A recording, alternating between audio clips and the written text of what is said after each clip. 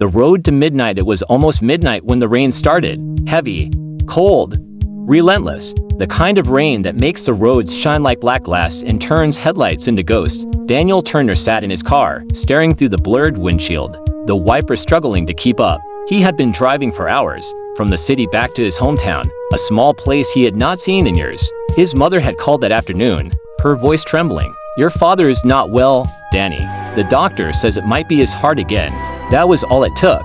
Daniel packed a small bag, locked his apartment, and hit the road. The hooked rain grew heavier. His phone vibrated, a call from his sister, Laura. He picked up. "Are you close?" she asked. "About an hour away," Daniel replied. There was silence. Then Laura whispered, "Just drive safe, okay? The highways flooded in some areas." He smiled faintly. "I'll be fine. Don't worry." As he ended the call, a pair of headlights appeared behind him, bright, fast, too close. The driver honked twice, impatient. Daniel moved to the side, letting the car pass. It sped ahead, disappearing into the rain.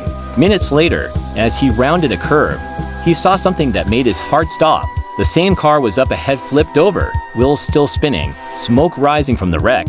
He slammed the brakes, jumped out into the rain, and ran toward it. "Hey, are you okay?" he shouted. No answer, just a hiss of rain and the smell of gasoline. That was the night everything changed for Daniel Turner. The journey. He pulled open the twisted door. Inside, a young woman was trapped, her head against the steering wheel, blood on her temple. She was breathing shallow, weak, but alive. Daniel called emergency services, shouting into the phone over the noise of the storm. While waiting, he held her hand, trying to keep her awake. "What's your name?" he asked. "Clara," she whispered. "My brother. He's waiting for me." Daniel promised her she'd be fine, but deep down, fear had already crept into his heart. When the ambulance arrived, he helped lift her onto the stretcher. As they drove off, the paramedic told him, if you hadn't stopped, she wouldn't have made it. He stood there for a while, soaked and shivering, watching the taillights disappear into the dark. The second accident, he got back into his car, hands trembling. The road ahead was empty again. He tried to shake off the image of Clara's pale face, but it stayed with him. A few miles later, a sign flashed. "Bridge out. Detour ahead." He followed the narrow detour road, a lonely stretch through the forest. Then, out of nowhere, a blinding light. A truck was swerving toward him, horn blaring. Daniel jerked the wheel, the tires screamed, and the car skidded into a ditch. Everything went silent. When he opened his eyes, he could taste blood. His leg hurt. He tried to move. Pain shot up his spine. The world outside was dark and wet, the rain still falling. His phone had flown somewhere. The headlights flickered weakly, then died. The long night, hours passed. Daniel drifted in and out of consciousness. He thought of his father lying in a hospital bed, and guilt tore through him. He thought of the girl, Clara. Was she safe? Did she survive? He tried shouting, but only the sound of rain answered. Cold crept into his body. He began to think he might not make it through the night. Then faintly, he heard something. A car engine. Headlights again. He forced himself to bang on the car door with a broken piece of metal. The lights stopped. Footsteps approached. A man's voice called out, "Hey, are you hurt?" Daniel almost cried. "Please, help me." The man broke the window, pulled him out, and dragged him to his car. "I'm a truck driver," the stranger said. "Saw your lights flickering from the highway." Daniel passed out in the passenger seat.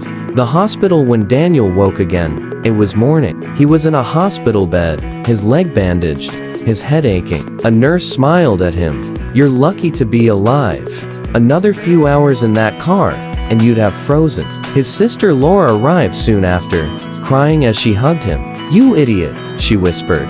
"Dad's stable now. He's going to be okay." Daniel smiled weakly. "So am I." Then Laura said something that sent chills down his spine. "The girl from the crash last night, she's in the same hospital. The doctors say she'll recover." He turned his head slowly, staring out the window at the gray sky. In that moment, he realized if he hadn't stopped to help her, if he had driven past, he would have been on that bridge when it collapsed during the storm. The ending. Later that day, Daniel asked to see Clara. She was in the recovery ward, pale but smiling. "I heard what you did," she said softly. "You saved my life." He shook his head. "No, maybe you saved mine." They sat in silence, listening to the distant thunder. Two strangers, bound by a night of chaos and fate. Outside, the rain began to clear. A faint ray of sunlight broke through the clouds, quiet, fragile, full of promise. For Daniel Turner, that road to midnight would always be the night he learned the truth. Sometimes, accidents don't just break lives, they also connect them.